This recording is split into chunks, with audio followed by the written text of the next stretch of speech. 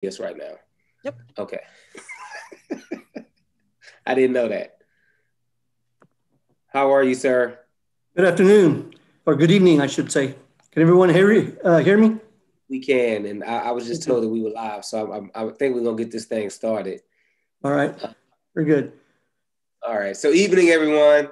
I didn't realize we were live already, but now I know because as Haylita has more intel than me, and that's all right. I love it.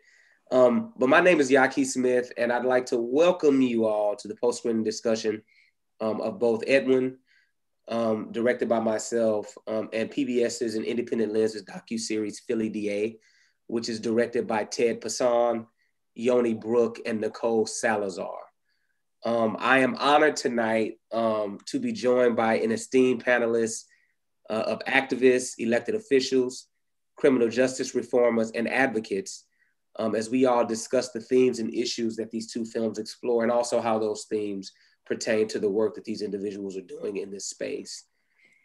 Before I introduce the panelists, though, I'd like to thank a few people. We got to do that housekeeping thing. Thank our sponsors, ITVS, Indie Lens Pop-Up, Presser House Gallery, and San Antonio's local PBS station, KLRN, for hosting us tonight. And I'd also like to just personally thank Rigo and Manuel for inviting me not only to screen my film in the series tonight, but also for just inviting me to moderate this discussion.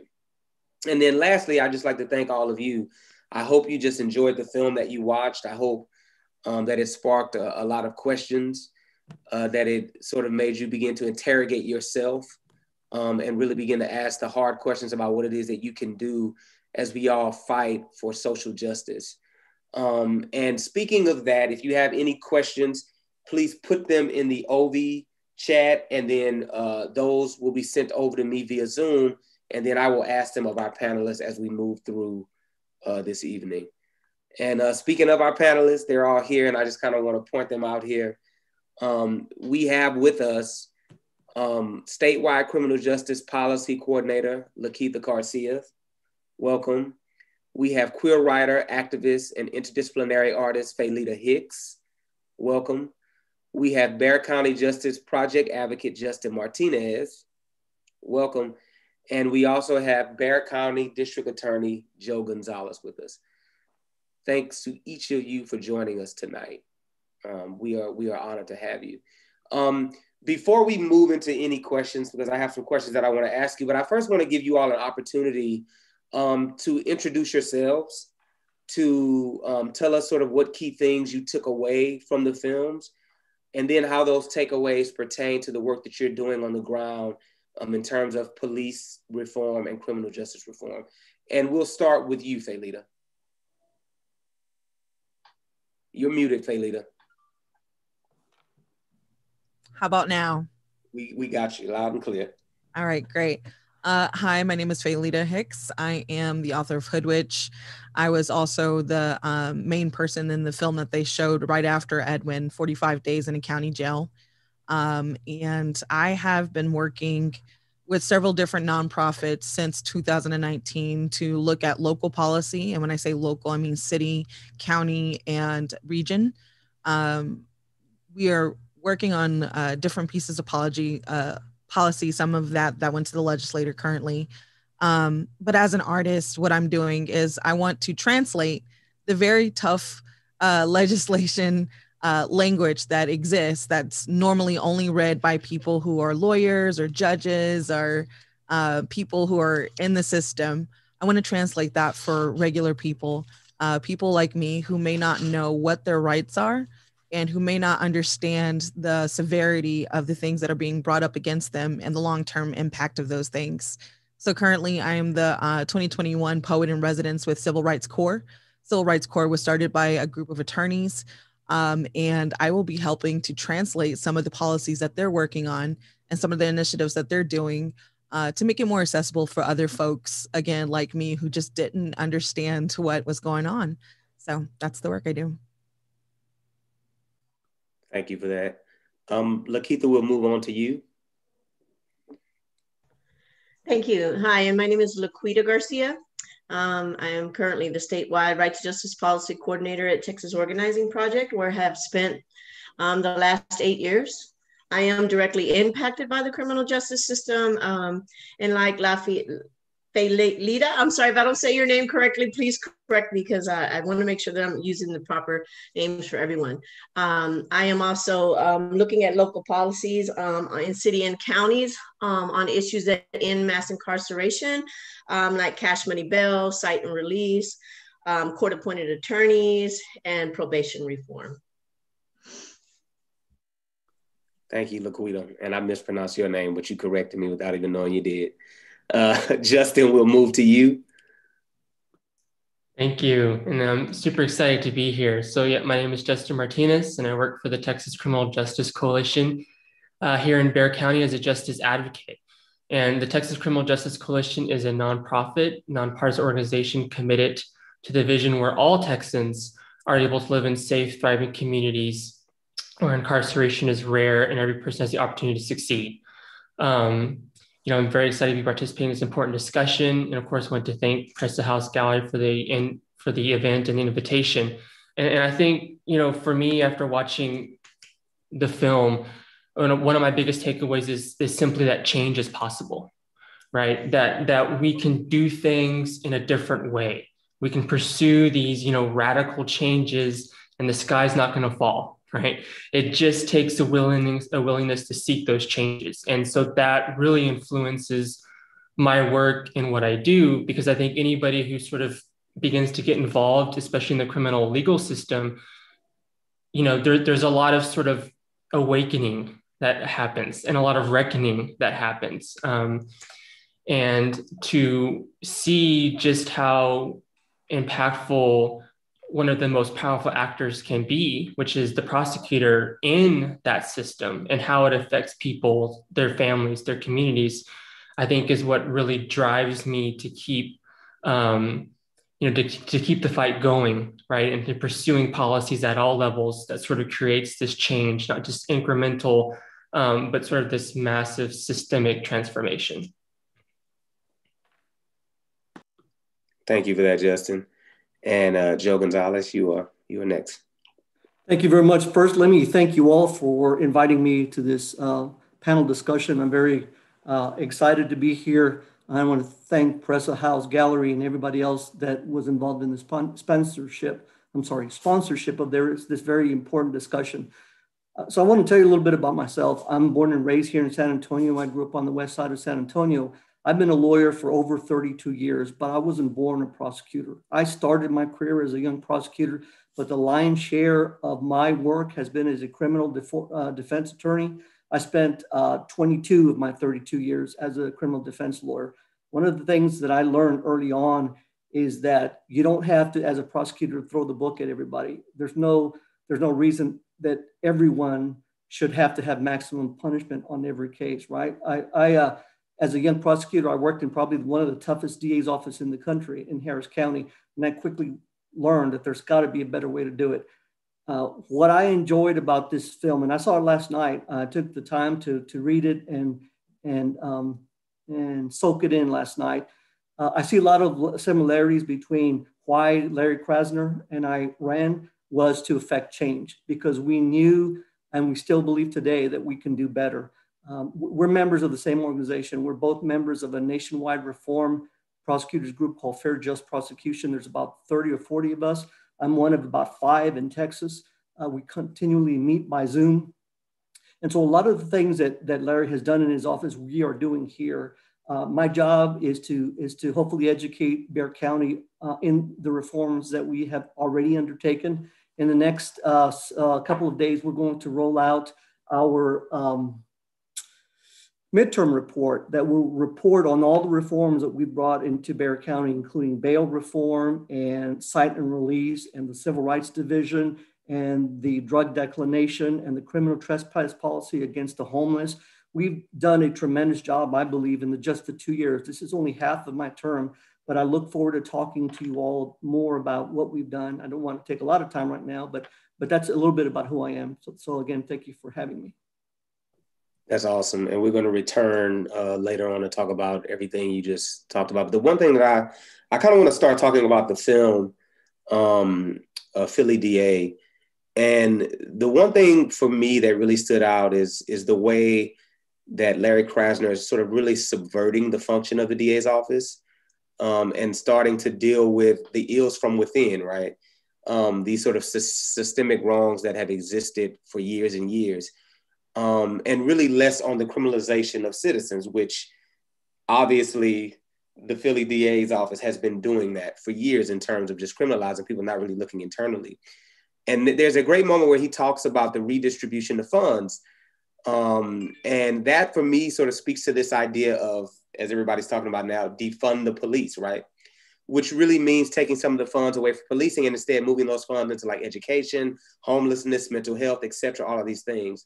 And my question for all of you or whoever wants to take this is, why do you think there is such an uproar when we start to talk about rethinking the American sort of justice and criminal system? Why are people so upset whenever we say something like defund the police, or we need to sort of take these funds and put them into something better so that we don't have to have so many people in prison?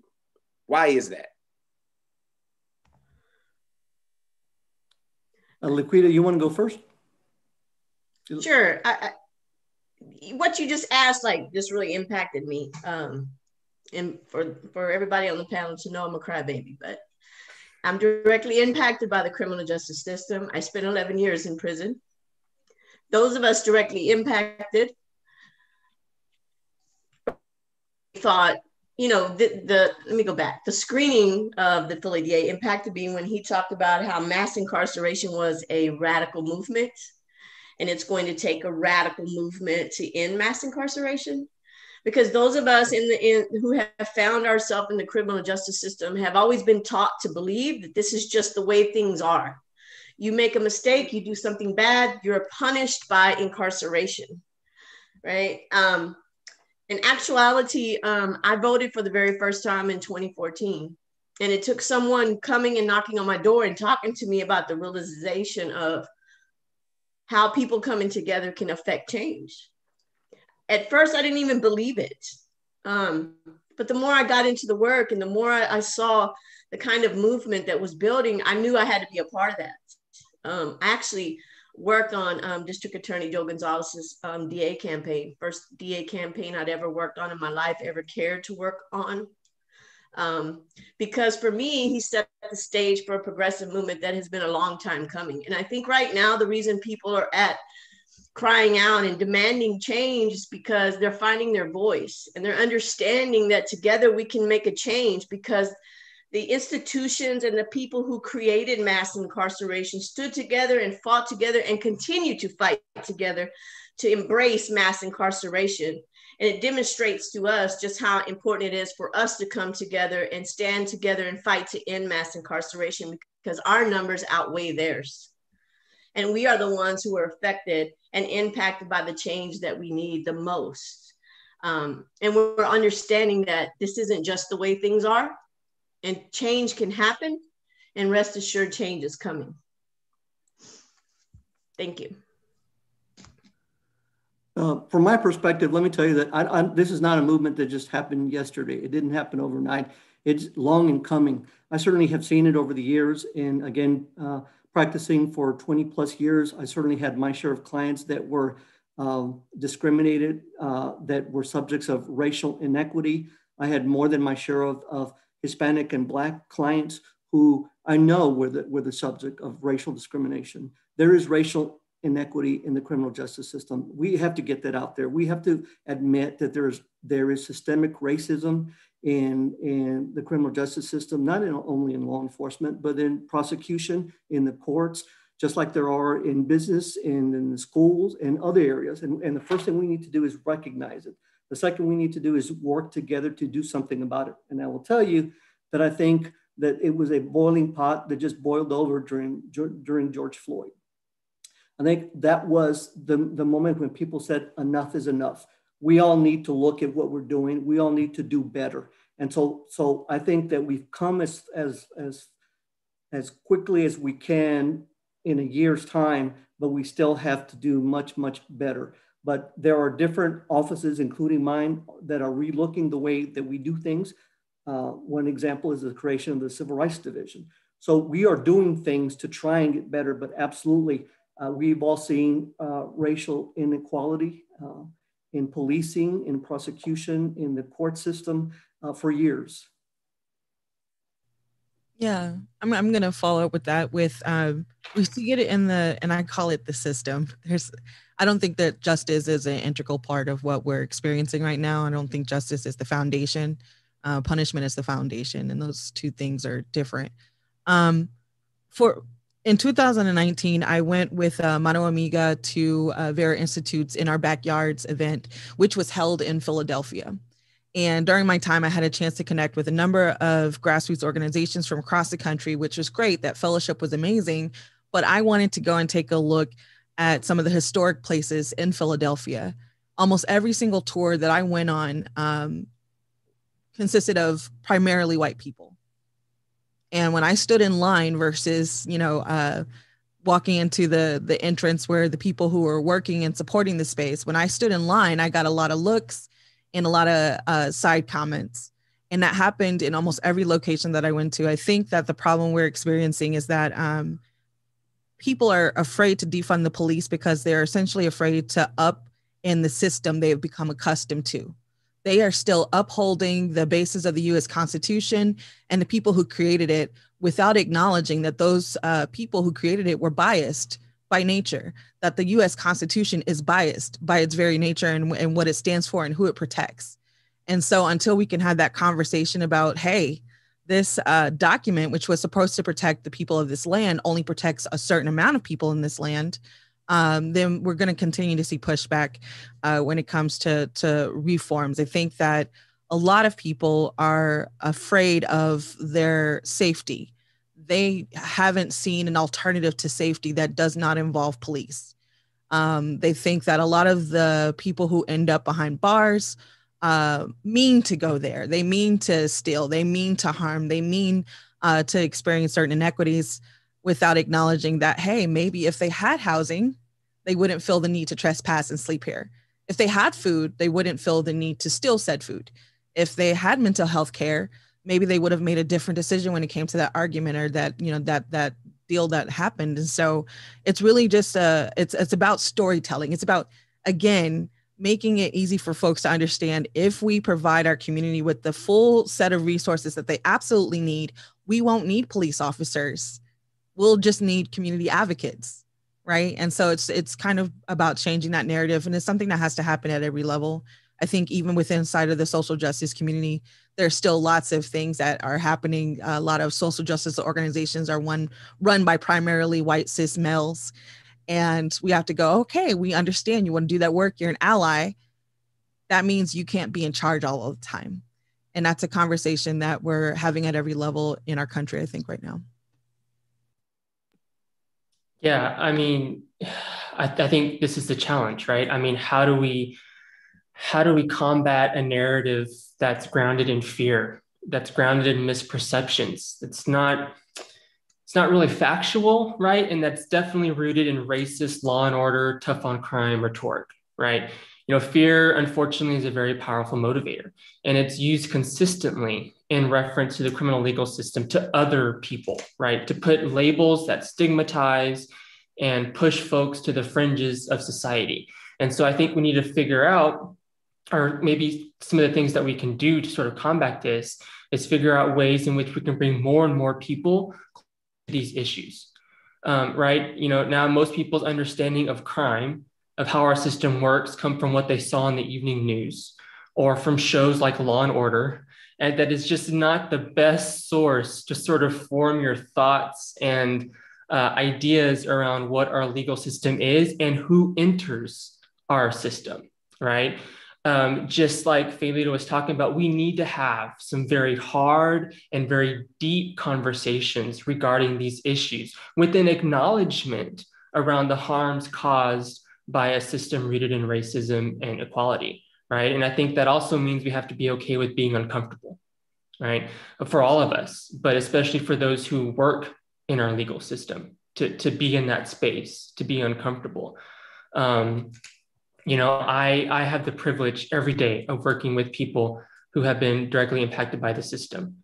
I myself am system impacted. And I think if people just kept an open mind and an open heart and made the effort to get to know what it's really like to be involved in the system, right? And the barriers that people face once they're out, and get to know who these people really are, I think that itself could change a lot of minds and hearts, right?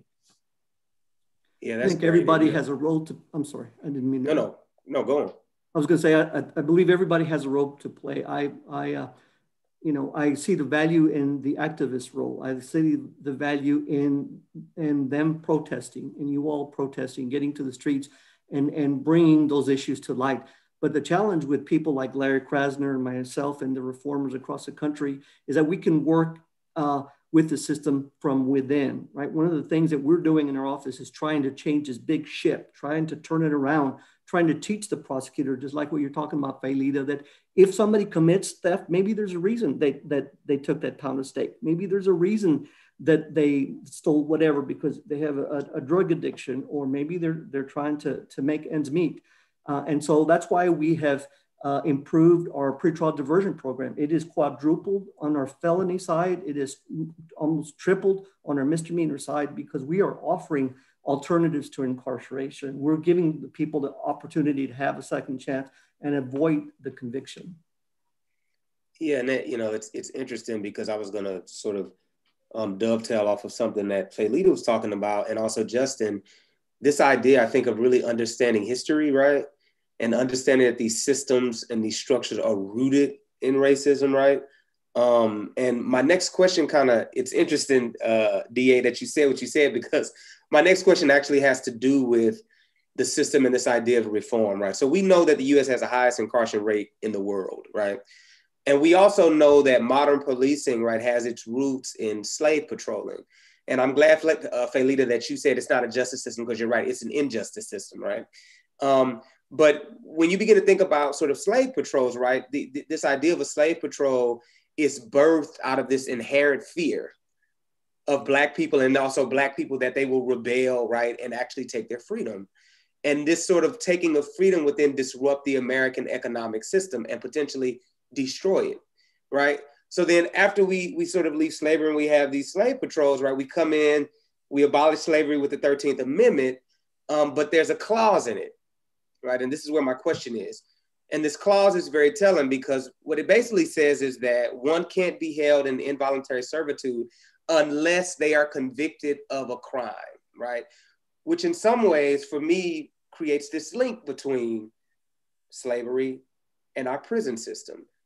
Black bodies being used to raise capital, or to literally jumpstart the economic system of the United States, and also prisoners being used again for free labor and things of that nature. And the question is this: do you think that the criminal justice system, injustice system, I love that, as is, do you think it can really be reformed, or do you think that we need to sort of dismantle it in a way, take it apart, and then begin to build something else in its place? Is it too far gone, or are there things that we actually can do from within to fix this? Well, let me start. I believe that we can reform it. And I think the most logical way to do it is to try and work within the system. First, let me get this out of the way, because I think this is what the biggest challenge for people like myself is we're talking about issues like systemic racism. The large majority of law enforcement do not operate that way. The large majority of prosecutors do not operate that way. It's the minority, it's the group of people that continue to engage in that kind of conduct that we hear about and we should hear about. Those are the kinds of cases that need to be brought to light. But we are all trying to work together for the common good of the country. And so what happens is what we try and do is come together to try and come up with solutions to improve the system. Again, things like alternatives to incarceration, things like reforming the bail bond system, things like offering alternatives to mass incarceration, like maximum punishments, are things that we can do within the system. So it's not something that's going to be resolved overnight. And that's why I think concepts like defunding the police and starting from scratch is a difficult concept because you really do have to start from the beginning. I think a better approach is to redirect funds to things like community policing, to things like mental health awareness, and other programs so that law enforcement is better equipped to handle those kinds of issues on the street instead of starting from scratch, as you mentioned. So I'm a firm believer that you have to, number one, identify those people that are causing the problem, and number two, work within the system. I'm gonna disagree just on the primary point that you made about stating that there is that most officers are not operating under a racist system, or that I don't think that a lot of people wake up in the morning and intend to be racist.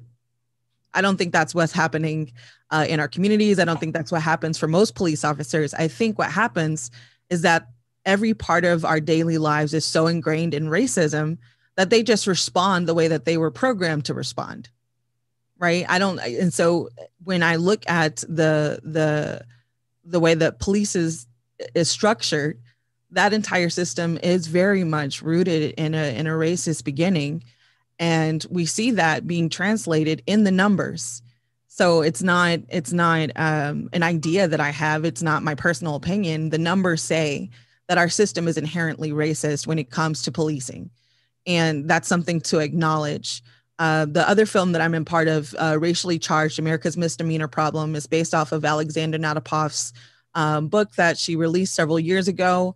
It has several really incredible people talking about the direct history for misdemeanors in particular, the overcriminalization of sitting in the wrong place, of stepping off the sidewalk into the street, of just being in the wrong place at the wrong time, and that being used as a tool to bring bodies into a building so that they can then receive money from the government in order to make so-and-so rich.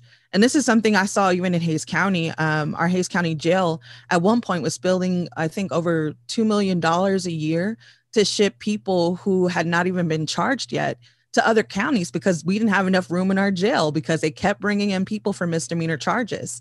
And those people more than often were Black people, even though we make up less than 8% in Hays County, right? There's a lot of evidence that says that the police officers across the country, whether or not they intend to be racist, are operating under racist ideology. And they're responding to their training. In Austin, the videos for training were very abusive to people who are Latinx or people who are Black. And that's something that everybody recognized once they actually sat down and watched the training videos. There's something that has to happen, I think, structurally inside. I don't think that we can change the system in one day. I do agree that there has to be work that's being done right now in the current system that exists. But I think at the same time, we need to have people working on rewriting that Constitution, rewriting the laws, and thinking outside of the box and going, hey, if our country's founders could do it, why can't we? Why can't we come up with a new idea that works better for all of the people here? Yeah, I mean, so there's 2 points I want to make. I think it's crucial that we acknowledge that modern day law enforcement sort of, came from, its inception came from these slave patrols, right? Whose job was to criminalize groups that threatened, the dominant white culture. But I think we need to push it a little further and also understand that that includes patriarchal and heteronormative structures, right? That then led to the overcriminalization of Black people, poor people, immigrants, and LGBTQ folks, right? I think that's super important. And I think, when we talk about change within the system, and just to clarify, I feel like there needs to be a complete overhaul and is what's needed within the system. I mean, when you have a systemic issue, like the one we have, when it comes to handing out justice, we need systemic transformation. And, it's not going to be easy. We're dealing with a huge bureaucracy that doesn't like to be messed with. But we're at the point where it's not just sort of one aspect of the system that needs to be completely overhauled, right? But it's the entire system. And we've also are at a point where we sort of had years of sort of these reform, very small incremental changes where we're not getting a whole lot back. And we need to really embrace and go all in, like the DA was talking about, like Haylita was talking about, of really changing the system from within and embracing alternatives, right? That focus on investing in our vulnerable communities, right? And not just locking people up for extreme amount of times with no real public safety benefit, no fiscal cost benefit, no human cost. I mean, there's just nothing that's beneficial for that type of approach, right? And we need to do things differently.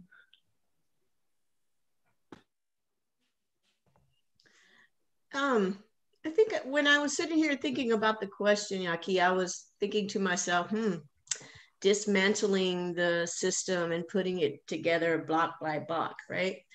I remember not very long ago, the term abolition was presented to me. And as a victim of a violent crime, my immediate reaction was that I got really angry because I am trained to think jail is the answer to everything. And I openly admit that that was my thought. And as time went on and I began to explore and understand and being open to be taught differently, I really began to realize that, yes, we do need to dismantle this system and put it back together piece by piece. Because I agree wholeheartedly that this system was created by slave patrols. I can remember during my time in incarceration, how we were lifted from our beds early in the morning to be taken out to work in the fields, to pull crops, to be human lawnmowers, to move rocks unnecessarily, to be brought back in dirty from head to toe, which is a representation of what our slaves have endured for many, many, many years and continue to endure. So I think that when we rebuild a system such as this, and Justin, I agree, it's not something that's going to happen overnight and it will take time, but it needs to be created to keep our community safe. And to me, that doesn't look like locking everyone up, calling it community safety. All right. Yeah, and the reason I asked the question is because, for me, I think one of the most dangerous narratives, and this is just me personally, and I hear it being echoed here, is the idea of sort of the bad apple, right? Because I think, I do agree there are bad apples, but I also believe that those bad apples fall from a much worse tree, right? Because in some ways, I wouldn't do certain things if I didn't think I could actually get away with it. No, I'm good. Sorry about that. That's my kid. But I wouldn't do some of these things. And I'm thinking of like Derek Chauvin, for example. If you've been watching the trial, a lot of the questioning, I think, is rooted in the idea that, he did something that went completely against what he was supposed to do in policy. But it's like, I'm like, wait, does every cop watch the same bad Kung Fu movie? Because they've done this for years and years and years and years and years. So where do they get this thing from, right? And so I think, to everyone's point, I do think that there's a way in which we have to work within the system, but I do also believe that we only can work within the system while we're building the other, right? Because I think, again, when something is rooted and its foundation is rooted in a racism and oppressive system, it's really difficult to sort of rework something again, that's because you're going to always go back to that root and it's always going to be there. And speaking of that thing, I have a question for you, DA. So one of the hot topics right now in San Antonio, because I've been sort of researching, and I had the opportunity to direct the MLK March in San Antonio and had some people from Fix SAPD in the film that we created. And so one of the big topics right now is the addition of Proposition B onto the May 1st ballot. And just real quick, and you can give us more about Proposition B, but from what I understand is what they're really looking for is being able to take away police officers' collective bargaining power, right? Which would create much more police accountability into everything from like salary to disciplinary action to all of these things. And I would love for you to tell us a little bit more about sort of Prop B, and then what would the effect of, if it actually passed, what would the effect of that be on your office? Well, it wouldn't have any effect. And I'll tell you that, and if somebody had asked me before, I would have told you that I would have to basically not take a position officially on collective bargaining because it doesn't have anything to do with prosecution. I understood my focus was in criminal justice reform and what we're doing in the office. But I will tell you this, that part of the reason that we established the Civil Rights Division was to bring accountability to the actions of law enforcement. And so that's how we are ensuring accountability. Someone recently said, there's nothing worse for a good cop than to see a bad cop doing something that's going to jeopardize their job. So it's in their best interest for members of law enforcement to bring those kinds of cases, for us to review them and then make the appropriate decision to charge an officer with excessive use of force or with some other crime. And so that's the accountability that the district attorney's office will provide in that kind of a context. So as far as collective bargaining, that doesn't have, unfortunately, anything to do with what we do. And so I can't really comment one way or another on that topic. Well, to that end, I would love to hear you sort of talk to us just a little bit about the Civil Rights Division, right? And sort of what its function will be. Okay. Well, let me tell you that one of the ways that we have really taken a good look at what we do in this office is how we review officer-involved shootings. There have been a number of cases that have occurred before I even came into this office that I reviewed on multiple occasions. Officers oftentimes have to make decisions that are split-second decisions that rarely have to do with anything other than whether or not the officer feared for his life. But we have the opportunity and the obligation to review every one of those cases to determine whether the officer committed a crime, whether his conduct rose to the level of causing someone's death such that it was a murder, for example. And that's what the Civil Rights Division does. One of the biggest arguments we heard during the Black Lives Matter movement is, how can a district attorney's office like yourself make a decision about whether or not an officer commits a crime when they're your witness on a drug case, on a robbery case, on just about any other case you can think of? You all have this close relationship. So how can you then make a decision about whether or not you can charge an officer? And you know what? That made a lot of sense.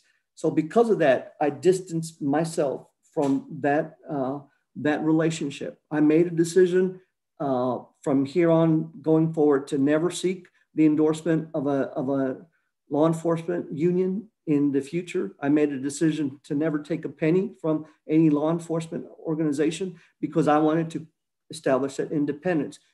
We created the standalone unit that is led by a veteran prosecutor who doesn't deal with any other kind of cases and will not deal with these officers on a day-to-day basis. We leave him to his own decision-making and runs his division, and then he will bring us cases where he believes that he needs to have us discuss whether or not an officer a case should be taken to a grand jury. And by the way, while talking about that there are different things that we've done different from prior administrations. Whenever an officer was being investigated in an officer-involved shooting, prior administrations would issue clearance letters to put that officer back on the street. We don't do that in our administration. We don't participate in any kind of administrative decision to allow that officer to get back on the job. We wait until we get the entire file to review and then decide what to do. Another way we've changed the way we operate is we are taking everything that is a claim of excessive use of force where it results in serious bodily injury or death to a grand jury. We want the citizens of Bexar County to make the ultimate decision about whether or not the officer committed a crime. In addition to that, one of the benefits of having this Civil Rights Division is that we have people in it that will reach out to the victims of someone. If somebody has lost their life, we want to get in touch with the family as soon as possible and keep them apprised of the progress of the case. So that's an example of what we've done that's been different from other administrations because we recognize we have to do better. We have to do better in reviewing these cases. We have to do better at reaching out to the victims' families to let them know that we're going to be very careful when we review these cases, and we're gonna err on the side of doing the right thing. Awesome. Does anyone else have anything to say about Prop D? Just curious to know if any of you have thought about that or have any thoughts on it. Yeah, I mean, if I can. So I mean, really, we're talking about, right, police accountability, and like I think it's important that we understand that in the U.S. every year there's roughly 1,000 people, who die at the hands of law enforcement, disproportionately people of color. And officer-involved shooting and police violence, unfortunately, is a reality here in Bexar County. I mean, according to data from the Texas Justice Initiative, which sort of collects this stuff, Bexar County was the second highest of any county in Texas, involving officer-involved shooting from 2016, 2019. For instance, like Damian Lamar Daniels, who was a 30-year-old Black man who was shot by a Bexar County deputy as deputies tried to detain him for a mental health crisis, right? And what makes this even more tragic is the deputy who shot and killed Daniels also shot and killed another person 10 years ago, right? So, I mean, these issues are hard, these issues are difficult, but I mean, we need to do something more than what we're doing now. And that this is a reality, not some faraway, distant place, but is really in our backyards. And just to let you know, that case has not made it to our office. We have not received a case on the Daniels case in order for us to review. All right, so Haylita, I want to sort of come back to you for a second here, because you said something earlier that I thought was great about sort of making sort of the policy more palatable to like just sort of a broad audience. And I know that your work sort of exists at the sort of intersection of like race, gender, sexuality, activism, all of that. And you're really using art as a tool for social change, liberation, and freedom. And I'd love to, there's two questions in that. The first is, can you talk to me a little bit about how you're sort of using your art, right, to sort of make these policies more palatable for the sort of average person? And then the broader and larger question is, what role do you think we as artists have, right, in sort of affecting change in the world? Yeah, those are both really amazing questions. So the first thing is that as a storyteller, I did not realize how important storytelling was to the criminal justice movement, period, right? We just finished watching a documentary, which requires a filmmaker and someone to determine like what's going to be the best shot, and then someone to edit that. Those people would fall under the category of artist. In order for you to get the cover for this event, some graphic designer had to set that up. The logos that we use when it comes to our offices and our jobs, all of those involve artists, and everything is about communicating a different story or a different option. As a poet and as a nonfiction writer, I'm working on my memoir currently, and what I'm trying to emphasize is it's everyone. My story is your story. If you get in a car and you have to drive from one part of town to another part of town, so sorry. If you get in the car and you have to drive from one part of town to another part of town, you are likely to be stopped by an officer if you have tinted windows. If you have an older vehicle or you don't have your license plate on the vehicle in the right location, you are going to be pulled over. I was born in LA. And in LA in 1965, I believe, a young Black man was pulled over by the California Highway Patrol. What happened during that stop turned into the Watts riot. Several years later, a Black man was going down the highway. He was stopped by the California Highway Patrol. That turned into Rodney King and the LA riot. Those happened decades apart, but it was the same group stopping people on the road. In particular, I think about Sandra Bland, who was stopped while driving. There are a number of people who are stopped during traffic infractions. My car died on the side of the road, which is how the officer found me. It's important for folks to know that what's happening to you or what's happening to me is something that can happen to you at any given time on any given day for even the smallest infractions, not using a turn signal. We have to have that conversation about the policies that we're saying, the work that the DA is doing. It's meant to affect your everyday life. And when I write poems, I want it to be accessible. When I say cash bail, what do I mean by cash bail? Right? I want to say, I mean, I shouldn't be kept inside of this room for X amount of hours because I can't afford it. And now people who don't know what cash bail is might understand now that you get kept in a room because you can't afford to leave that room, right? Just making it easier to make that connection.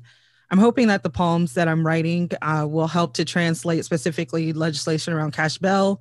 I do want to talk about pretrial detention and the services that are not provided for people who have mental health issues. I'm going to try to take the policy, turn it into something that's like a rap or like a or like, you know, some spoken word poem. Right now I'm working on a play in which I record a person who is stopped and it turns into an escalated event in which that person dies. But the mother of that person has a dream of a future in which Sean Bell never died, in a future in which Korean Gaines never died, in a future in which Philando Castile never died, in a future, of course, in which Trayvon Martin never died, and that she's reimagining what community could look like. Her daughter made it home that night instead of dying.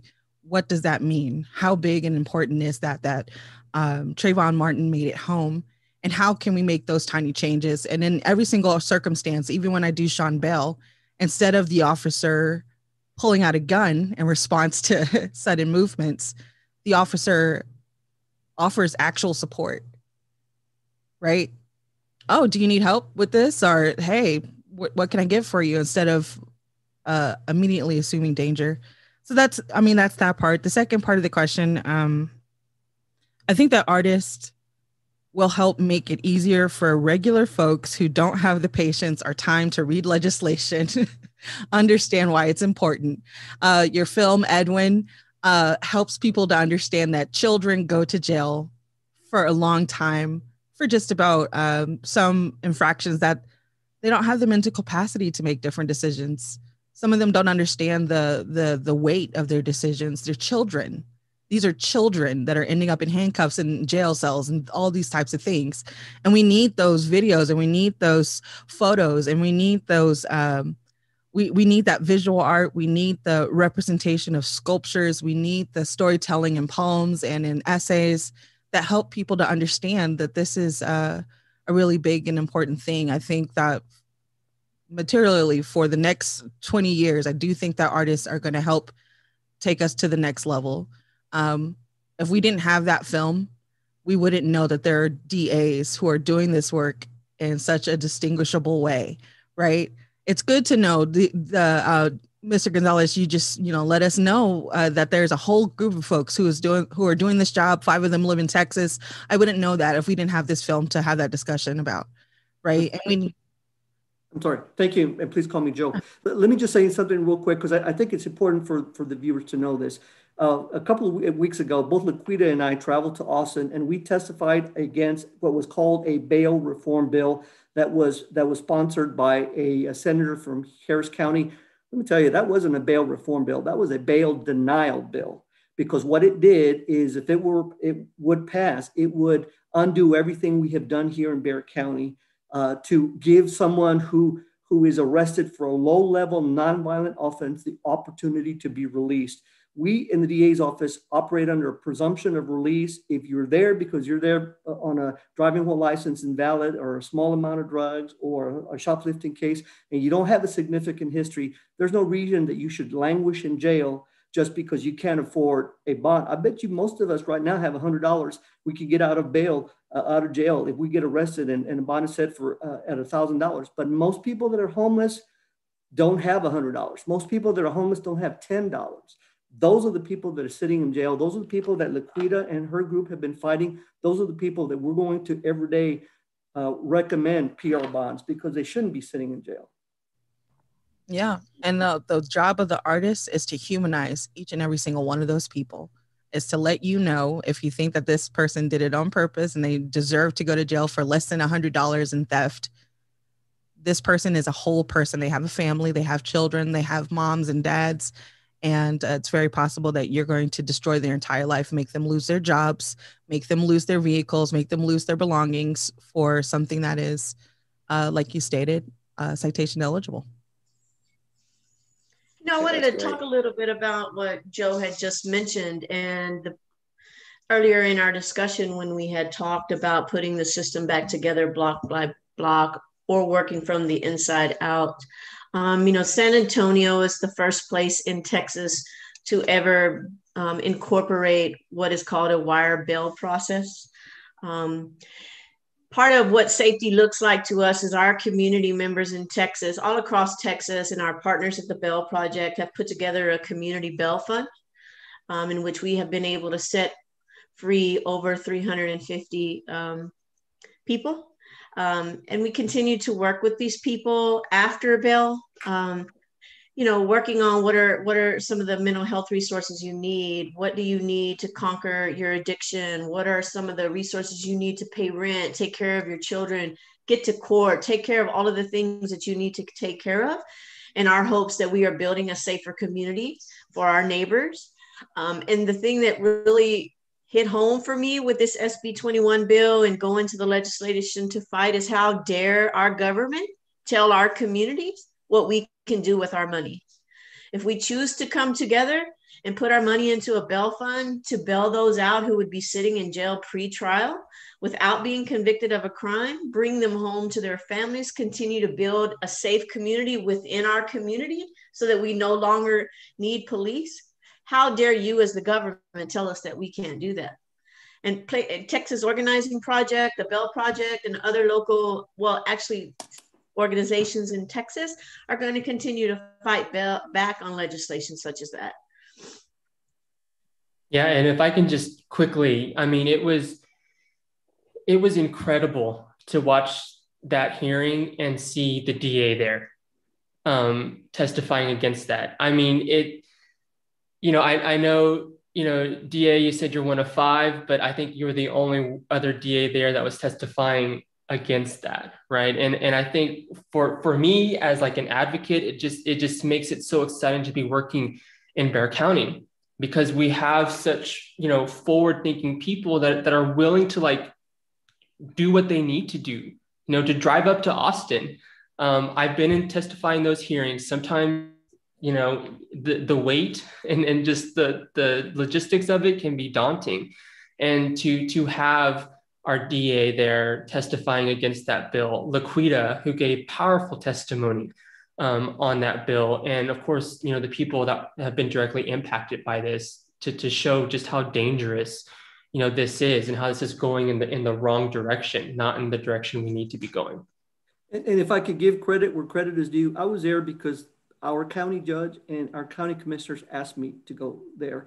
They knew about it. We're all like-minded progressives. And the sheriff is as well. Laquita works with the sheriff all the time. He believes that people that are there on low-level nonviolent offenses don't need to be languishing in jail. If I can borrow a phrase he uses all the time, jails are for people that we're afraid of. And because of that, I like to say we have a good trifecta of local leaders that think the same way. And so because of that, we work together. Yeah, and it's, y'all kind of stole my question because I was doing some research on that and I was going to ask you where that was, because I saw an article, I think in 2019, Laquita, where you were actually talking about this bail reform and talking about working with the DA and the sheriff. But it sounds like it's still sort of being pushed forward, but there has really been no decision made just yet. So we're hoping that something happens because we need that. I want to kind of dovetail off of something that Haylita was talking about. And Justin, this is a question for you because I know you work with a lot of young people. My film obviously, deals with a young man again. He did indeed commit this crime. He murdered a cab driver and was sentenced to 40 years and gets out at age 29. And my question is, I would love to hear you talk about how these harsh punishments for kids not only affect them, right, but affect the community, affect their families, and how in many ways it just sort of disrupts so much that we're trying to sort of build when it comes to this notion of social justice and really restorative justice. Yeah, I'd love to address that. I mean, so Edwin's story is incredibly special to us because the Texas Criminal Justice Coalition is and has worked with the Epicenter and Lone Star Justice Alliance to bring Texas in line with the rest of the country when it comes to these types of extreme sentences, you know, for those that were a child when they committed them. You know, currently in Texas, if you're under the age of 18 when you commit certain offenses, you are forced in many cases to serve 40 years of your sentence, 40 years of your sentence before you can have your first parole hearing. And we all know how parole works in Texas. You're almost never guaranteed to get that first release, right? And we are working to change this, right? That second look that we sort of heard about in that documentary, what that legislation looks to do is to essentially half this, right? So the person would only have to wait 20 years, and that the board and pardons and paroles would need to take in mitigating factors into their consideration. Because honestly, right now, they call it 2D, right? It's the offense that keeps you from getting paroled. And what can you do? The offense has already happened. I can't change that, you know? So, I mean, you know, we know that kids' brains are different from adults, right? I mean, we know people age out of crime, you know, and we know that if enacted, Texas would save all kinds of valuable resources, but more importantly, sort of save from the devastating human costs associated with this current practice. And that's exactly what I need. I mean, imagine you're 12, 13, 14, thrown in the adult system. You're literally raised, socialized, educated in an adult prison system. I mean, it's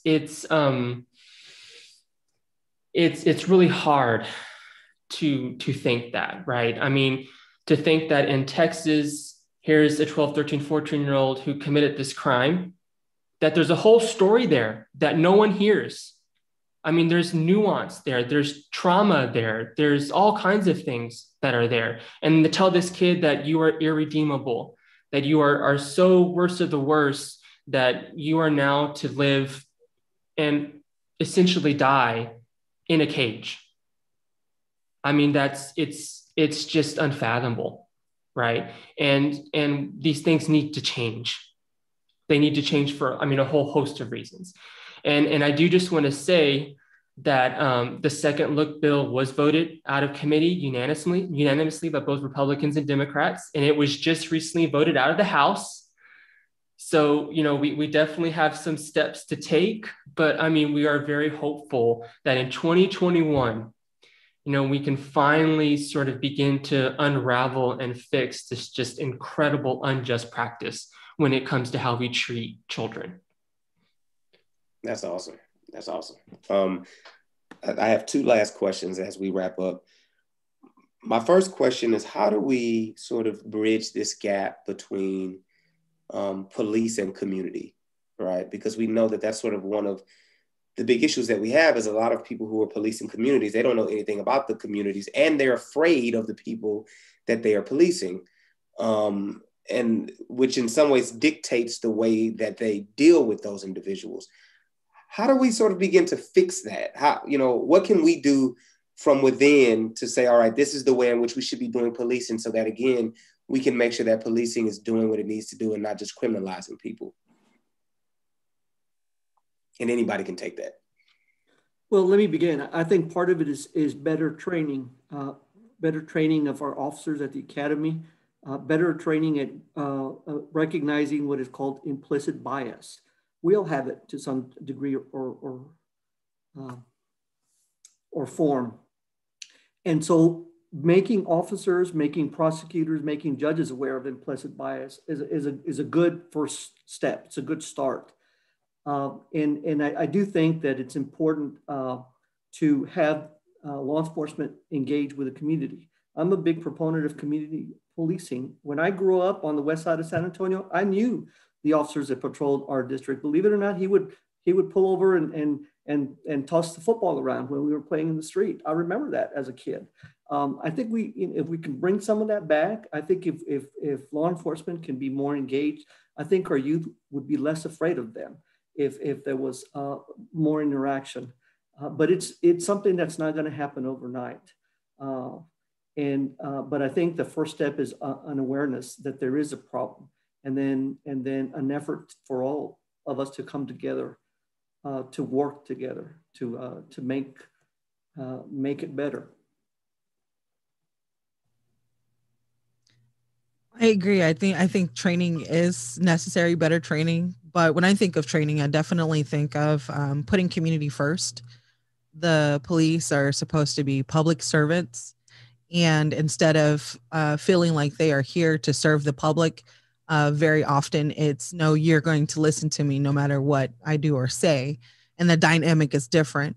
I'm not sure what is included in the training here in Texas for a lot of police officers, but I doubt that there is active training in understanding the community economy when it comes to how, what people are able to afford in that area. Any training on mental health issues and the things that contribute to those mental health issues. I know that you can become a police officer a lot faster than you can become a firefighter or anyone else in Texas, which is kind of incredible. I think that before you get a gun and a badge, you should have way more time spent on understanding who the people are in the community and what normally leads to the situations that they're going to run into, right? When you see someone who is stealing something, you need to know that there's probably all these other factors that are contributing to that to kind of help them. I like that you said that so that children won't be afraid of police officers. I think police officers need to learn how to not be afraid of the people in their community. I think they need to understand that these are the people that they're supposed to serve and protect, and not just one kind of community, but all of the communities deserve the same respect and deserve the same compassion that they give to their own family members, because they have a really big job to do. I really hope that in the future we will see a de-emphasis on giving police officers and police stations guns, tanks. We have a tank here in Hays County. No need for a tank here in Hays County. Large shields and all these other things that are more appropriate for military than for community advocacy. I would really like to see that. Yeah, and I mean, so I guess just to piggyback off of that, I think sort of the demilitarization of our police force is incredibly important. And I think, again, sort of along those lines of, having hard conversations and being in uncomfortable places, I think we need to take a step further and sort of rethink the role of police, right? I mean, I don't think someone with a gun should be approaching someone with a mental health crisis. I think it's important that we have training. We need that. I think it's important that officers have an understanding of the neighborhoods and the people that they're surrounding with. But I think we also need to understand that wouldn't it be great if maybe people who are having these types of sort of quality of life issues were able to see a social worker, right? Or, a therapist or whatever, and able to sort of, find ways in the community, infrastructure that we just don't quite have yet where they can get help, So, I mean, yes, to everything that's been said, and I think just to push us a little further, again, sort of rethinking, how do we want police to sort of interact in our communities? What's their role? And also maybe what are some things that maybe they shouldn't be doing, all the time, right? I'd like to add what Justin and Haylita just said about, yes, training is super important in many different aspects. We often hear about training being reflective of policing. And Joe, you just said something that hit home with me about police officers engaging with the community. So while we're creating policies that enforce training on policing, maybe we should also consider creating policies that require officers to actually engage with their community. We should be hiring more police officers that look like us. We should be hiring more police officers who actually live in our communities and know what it's like to be in our communities. So that with the hope that the fear that community has of police and police have of our communities, we can figure out a way to bridge that gap, and it'd be less about policing and locking folks up and more focus on community safety as a community, including police. That's awesome. One thing that always speaks to me when I think of police reform, there's a book called Are Prisons Obsolete by Angela Davis. And she really, really speaks about police reform, police abolition. And there's just one passage that I want to read. And she says, rather than try to imagine one single alternative to the existing system of incarceration, we might envision an array of alternatives that will require radical transformations of many aspects of our society. Alternatives that fail to address racism, male dominance, homophobia, class bias, and other structures of domination will not, in the final analysis, lead to decarceration and will not advance the goal of abolition. And what I'm hearing tonight from all of you is that this is a multi-pronged issue, and it's going to take a multi-pronged approach, that there is not one thing that we can pluck up and all of a sudden it's going to fix this. And to that end, I want to thank each of you, Laquita, Haylita, Justin, Joe. The work that you are doing is so important. We need you out there in the streets. Joe, we need you in the DA's office. Laquita, we need you doing what you're doing. We need you all really advocating, because oftentimes, the average person doesn't even know how to advocate for themselves. And they need that education, and they need someone who knows how to advocate for them, who understands policy and who understands really how to fight the system from within to fight for them. And then obviously educate them on the ways in which they can fight for themselves. And so I just want to end this by thanking each of you for what you're doing. We are all supporting you. I know I am supporting you. Anything that I can ever do to support the work that you're doing, please let me know, and keep doing what you're doing. Again, thank you everybody for watching tonight. Thank you Pressa House Gallery. Thank you ITVS. And just thank everyone who helped to put this event together. This was an awesome conversation. And again, thank you all so much. It was great to meet you all and to have a chance to chat. Yes. Thank you. Good night to everyone. All right. Good night. Bye-bye.